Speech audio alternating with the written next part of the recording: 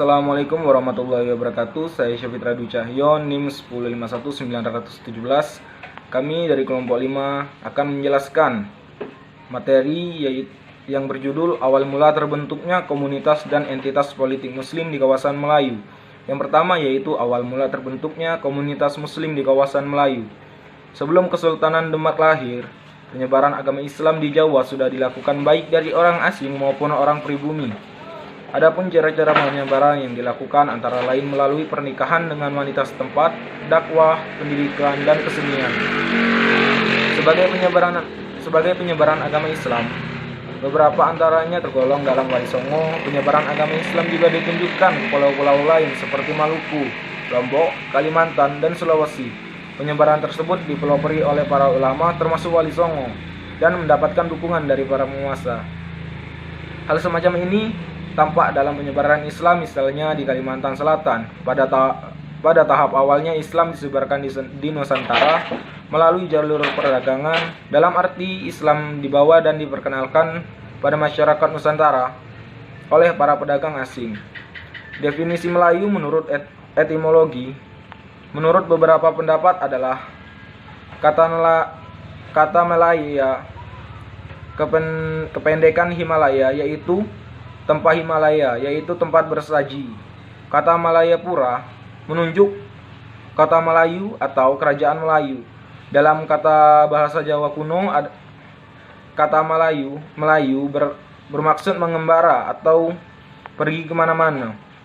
Van der Tuk menyebutkan kata Melayu berarti menyeberang, yang merujuk kepada orang Melayu menyeberang atau menukar agama mereka dari agama Hindu Buddha kepada agama Islam.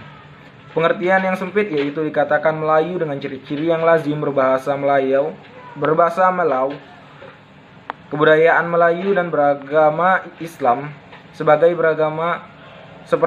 beragama Islam seperti dikemukakan Pelembagaan Malaysia Perkara 13.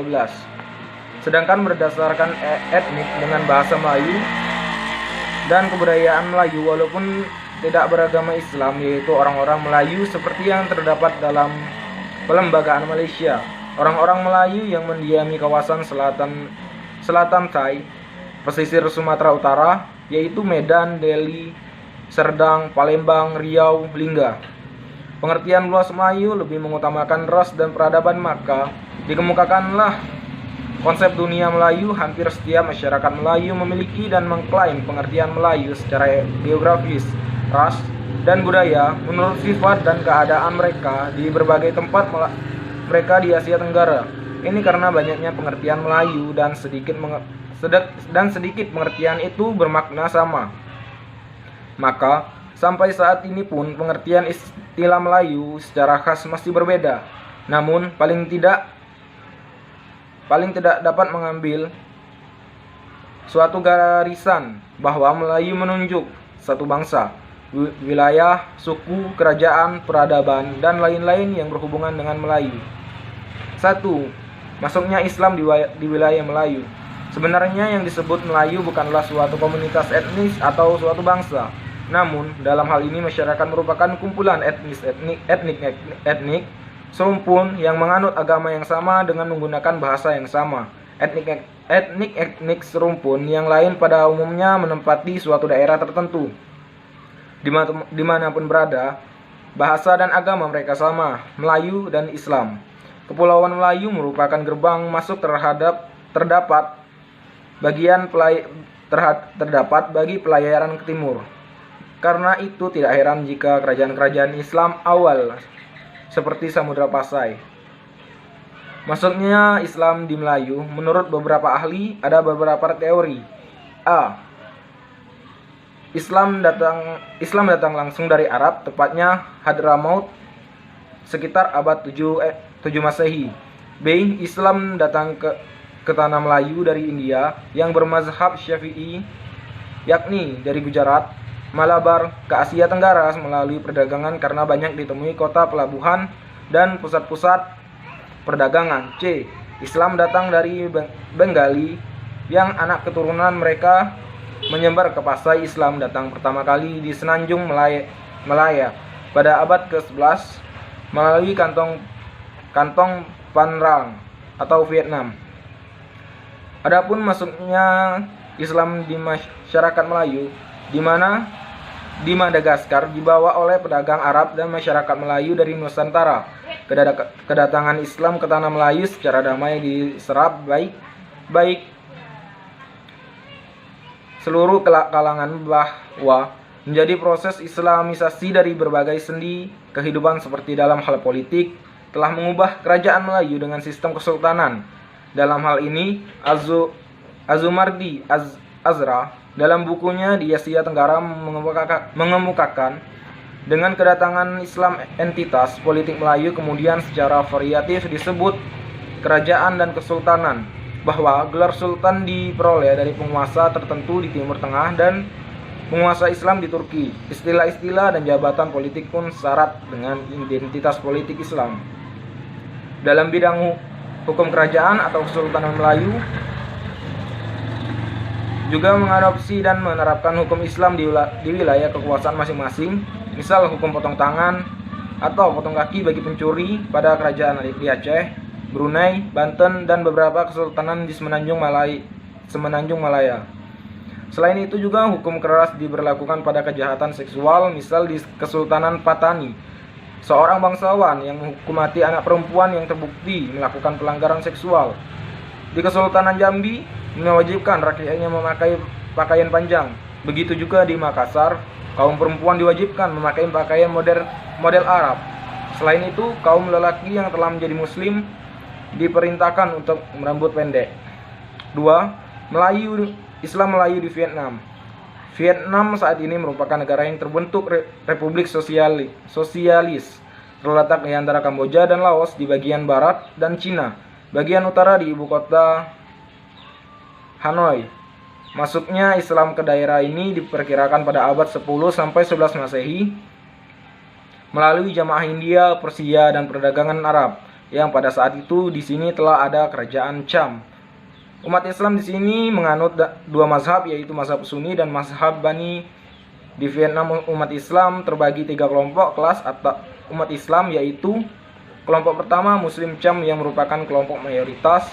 Kelompok kedua adalah umat yang berasal dari suku-suku yang beragama. Mereka adalah pedagang muslim yang datang dari negara yang beragama. Kelompok ini dengan jumlah umat muslim terbesar. Kelompok 3 adalah kelompok muslim dari warga negara Vietnam asli yang warganya masuk Islam atau Islam karena pernikahan. Yang ketiga, Islam Melayu di Brunei Darussalam. Islam menjadi agama di Brunei ketika rajanya Awa'ala Betatar masuk Islam dan berganti nama menjadi Sultan Muhammad Shah tahun 1406 sampai 1408. Lalu seluruh istana masuk Islam. Kemudian Islam berkembang pesat seketika Brunei mengambil alih pusat penyebaran Islam. Kemudian kebudayaan Islam dan perdagangan ketika Malaka jatuh oleh Portugis tahun 1911. 4. Islam Melayu di Filipina. Islam datang ke Filipina pada abad ke-12 yang dibawa oleh orang Arab melalui perdagangan yang melewati Malaka dan Filipina. Islam berkembang cukup baik di sini. Hal ini ditunjukkan adanya masyarakat muslim dan berdirinya kerajaan Islam. Yang kelima, Islam Melayu di Semenanjung Malaka. Semenanjung Malaya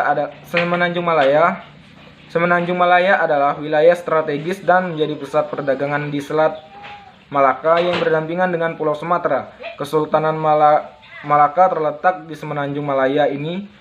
Pendirinya adalah para Meswara dari Majapahit. Syamsul Munir mengemukakan lebih lanjut bahwa Kesultanan Malaka ini berasal dari Kesultanan Samudra Pasai.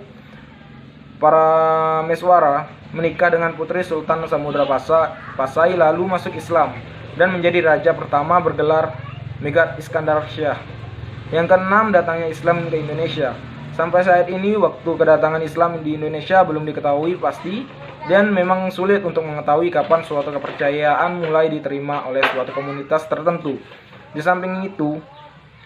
samping wilayah itu, Nusantara yang luas dengan banyak daerah perdagangan yang yang memungkinkan terjadinya kontak dengan orang asing, mengakibatkan suatu daerah mungkin lebih bawal menerima pengaruh Islam daripada daerah lain.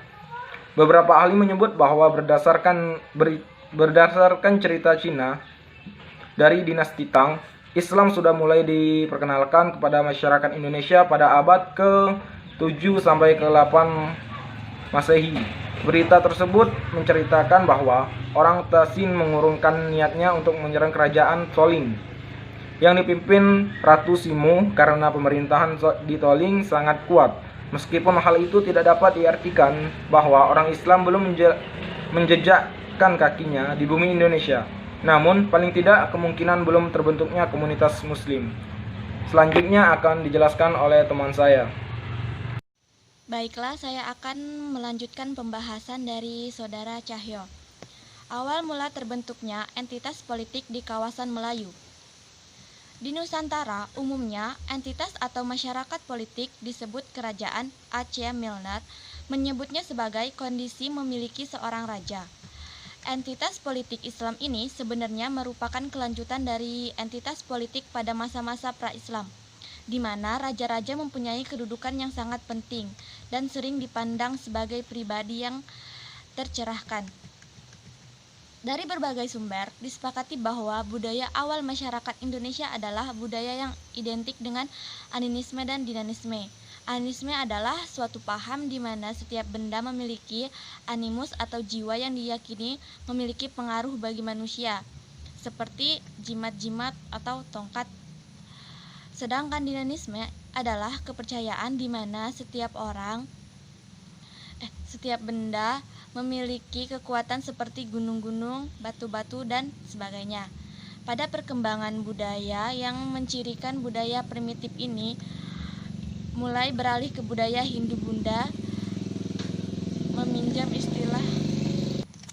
meminjam istilah dari Taufik Abdullah yang mengatakan bahwa pra-Islam masyarakat terlebih dahulu mengalami yang namanya Hinduisasi. Proses Hinduisasi ini memberikan landasan yang kuat bagi pondasi kebudayaan masyarakat Melayu. Tampilnya Islam sebagai agama dan kekuatan dagang di tanah Melayu tidak serta-merta merusak landasan ini, tetapi secara perlahan mengubah dasar ideologinya. Abdullah Karim dalam bukunya menjelaskan bahwa ada beberapa hal yang berubah pasca kedatangan Islam. Pertama, di bidang ketuhanan ditetapkan tauhid yang patut dipuja dan diyakini, memiliki kekuasaan yang maha besar, ialah Allah yang maha tunggal. Kedua, manusia di hadapan Allah Subhanahu wa taala memiliki derajat yang sama. Kemuliaan diperoleh apabila manusia bertawakal kepada Allah Subhanahu wa taala, dan takwa menjadi ukuran kemuliaan.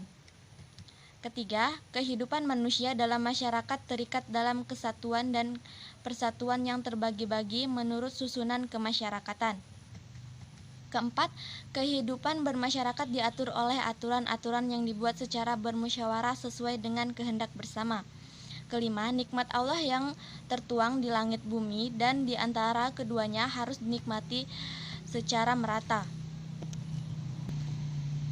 Pada mulanya, kedatangan Islam lebih menekankan atau memperhatikan unsur-unsur yang berhubungan dengan keyakinan dan peribadatan atau ritual. Tetapi pada perkembangannya, Islam juga mengarahkan manusia untuk berbudaya karena Islam menganggap bahwa budaya merupakan bagian dari agama.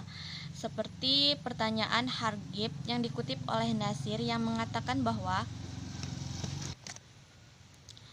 Islam is indeed much more than a system of ideology, it is complete civilization.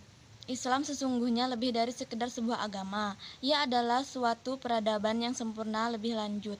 Nasir menambahkan bahwa landasan peradaban Islam adalah kebudayaan Islam, terutama wujud idealnya, sementara landasan kebudayaan Islam adalah agama. Dalam Islam, agama bukanlah kebudayaan, tetapi agama dapat melahirkan kebudayaan. Mungkin itu saja yang dapat kami sampaikan. Jika ada pertanyaan, kita diskusikan di grup. Terima kasih.